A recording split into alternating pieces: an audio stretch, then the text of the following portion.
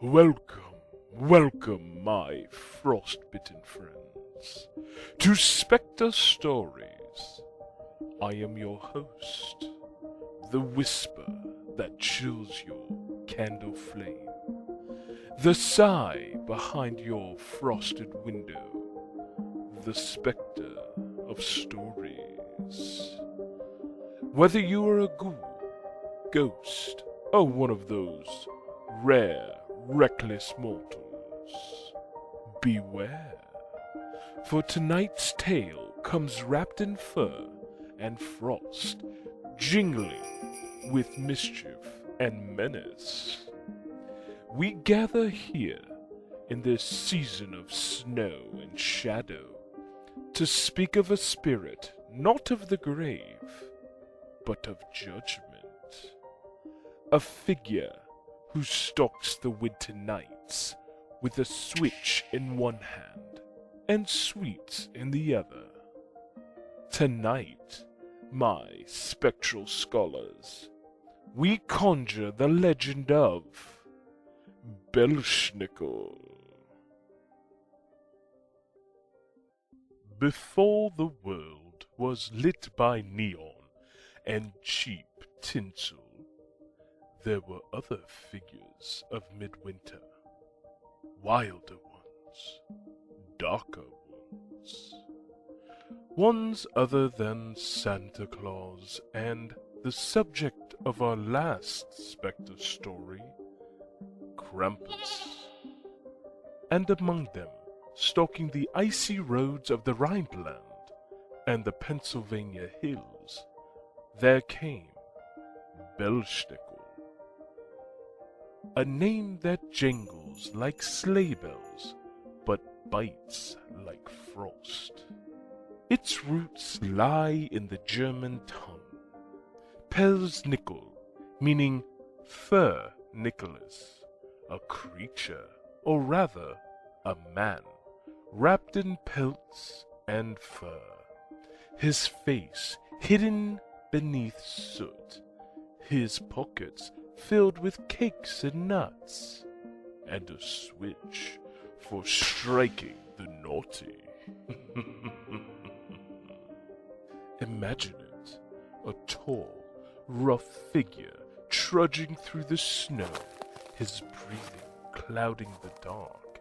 He is no jolly saint, no rosy-cheeked benefactor from the North Pole. No. Belsnickel is the test. He is the shadow before the feast, the one who asks, "Have you been good, little mortal?"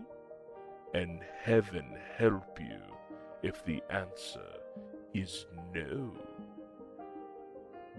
The origins of Belsnickel are tangled in the winter roots of Central Europe, Germany's Palatine region, where the people knew well the cold's cruelty.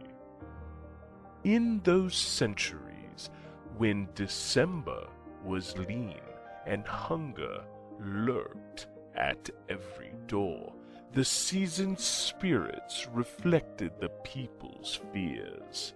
Christmas, dear listeners, was not merely about joy. It was about survival. And so figures like Saint Nicholas emerged, patrons of generosity, bringers of alms, but the good saint, as ever, needed a counterbalance. Someone had to keep the children honest. And so in many regions Nicholas did not travel alone. There were companions, the darker doubles of benevolence. In Austria and Bavaria, the demonic Krampus clattered with chains. In Alpine France, the stern Père Fituitard, or Father Whisper. And in Rhineland, our creature of study, Belsnickel, half saint, half scoundrel walking alone. Unlike Krampus, Belsnickel was not a devil. He was human, or at least human enough. He came dressed in ragged furs, his face smeared with soot or hidden by a mask of rags. Some said he was a servant of St. Nicholas.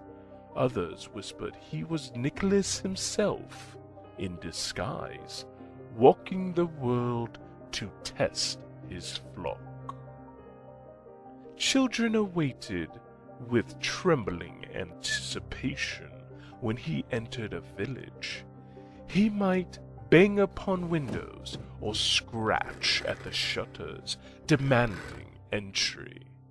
Inside he would question each child, ask them to recite their prayers, or demonstrate good behavior. Those who pleased him received sweets, nuts, perhaps a shiny apple. And those who failed, the switch.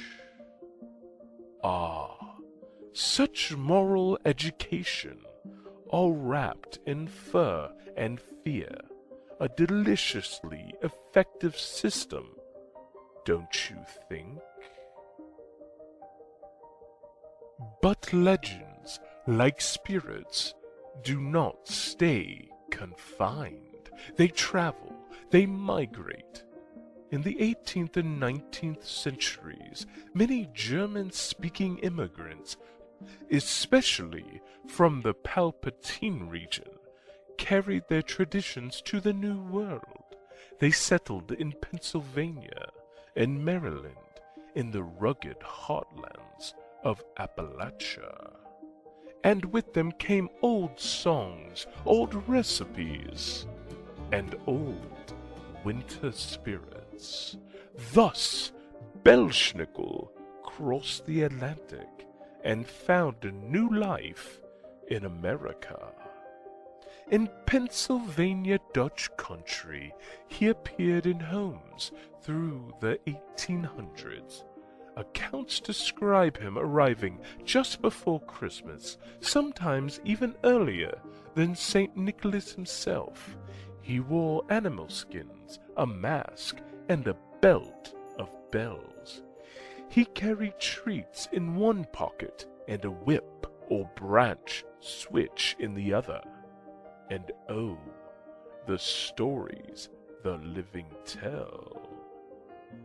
Imagine the scene. The children sit, wide-eyed and trembling. A knock at the door. The parents smile knowingly. In stomps a ragged figure, smelling of smoke and pine.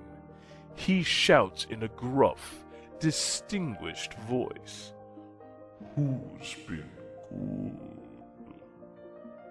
If the children hesitate, he lashes the floor. If they answer well, he tosses candies in the air, and they scramble like mice. Ah, discipline and reward, the old ways at work. Belsnickel became a kind of local celebrity, especially in the early 19th century. Some accounts even note that he visited schools, testing students on their studies before handing out sweets. He was, in a way, an early symbol of what mortals may call Santa's naughty or nice list. But alas, time is cruel to the old gods, and even crueler to the old folklore men in furs. By the late 19th century, the American Santa Claus, jolly, red-suited, commercially polished, began to eclipse the rougher, darker midwinter spirits. Belsnickel, with his ragged pelts and sharp tongue, seemed too rustic, too frightening, too real. Yet he lingered, In pockets of Pennsylvania and the Appalachian Mountains, the Belsnickel tradition survived, especially among the Pennsylvania Dutch communities. In some towns, he became more playful, a costume figure who would visit homes in disguise, handing out small gifts and testing manners, much like old European mummers. In others, the darker edge remained. Children were still warned that Belsnickel would come scratching at their window if they misbehaved. Ah, the power of suggestion. You mortals need no ghost to haunt you, only the thought of a man in furs watching from the snow. Now for those who dwell in the land of television and trivia. You may have encountered the name Belsnickel in the strangest of places. Yes, he made a modern cameo in mortal popular culture, even, dare I say, in The Office? Ah yes, the mortal Dwight Schrute resurrected the tradition in comedic form, dressed in furs with a whip in hand, asking his co-workers to choose impish or admirable. And though played for laughs, it stirred something in the public memory, a faint echo of an older truth, that beneath the glittering lights and sanitized cheer, there once walked a figure who demanded moral reflection. Not for advertising nor for profit, but for sheer deep-bone conviction that one must earn their gifts. Let us speak, dear listeners, of the void of meaning. Why did such a figure arise? Why across Europe and beyond did the midwinter season breed not just joy, but judgment? It is because winter itself is judgment. The harvest is done, the nights are long, and every creature must reckon with what they have stored: food, warmth, virtue.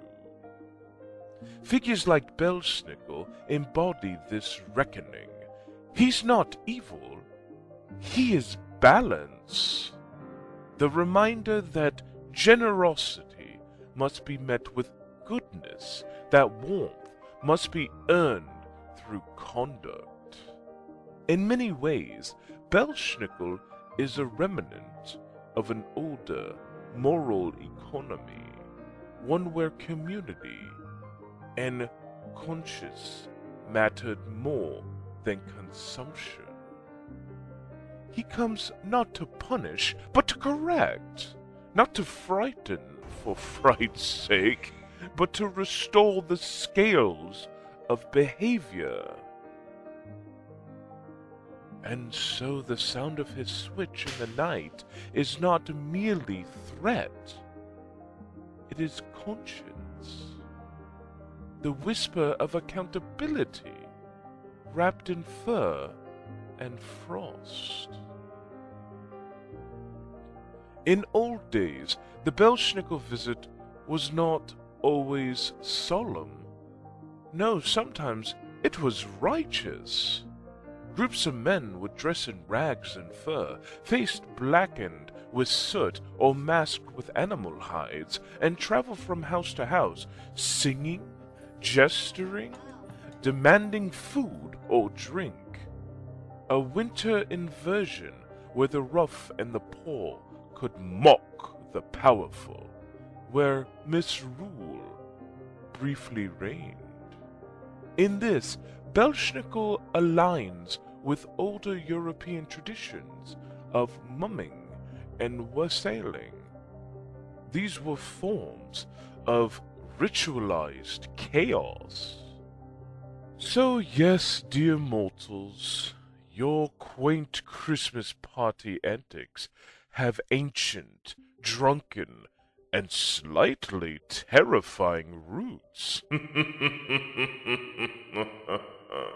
The Belsnickels of the past were not merely disciplinarians, they were revelers, bridging the scared and the profane, a reminder that even the coldest night deserves a touch of mirth, provided one has behaved well enough to survive it. By the early 20th century, Belsnickel faded from most American homes. Modernization, urban life, and the spread of the standardized Santa erased much of his presence. Yet, like all good spirits, he never truly vanished. In recent decades, folklorists, historians, and local enthusiasts have revisited the tradition, especially in Pennsylvania. Communities in Burke County, York, and Lancaster now hold Belsnickel festivities, where reenactors appear in their shaggy finery, reciting stories and handing out treats. Some even use the tradition to teach history, to remind children of the cultural melting pot that shaped early America. And so, the fur-wrapped visitor indoors, no longer feared, but remembered, celebrated, and yes, slightly misunderstood. So what, my ethical audience, do we make of this shaggy moralizer from the snows of century past? Perhaps his lesson is not outdated at all. In an age of endless consumption, perhaps the figure who brings both candy and correction deserves to walk again. For what is winter if not the season of reflection? When the world lies silent and white, when even the wind seems to whisper, remember. Belsnickel reminds us that joy is sweetest when earned, that generosity shines brightest against the shadow of discipline. And maybe, just maybe, that the line between the generous and the greedy, the admirable and the impish, is thinner than frost on a pane. And so, dear listeners, as you sit by your mortal fires, or float, as I do, through the chill of eternity, remember this: there are gifts that glitter and fade, and there are lessons that linger. Belsnickel brings both. If you hear the creak of snow outside your door this winter, if a shadow passes by the frosted glass, ask yourself, have you been admirable or impish? This has been the Specter of Stories.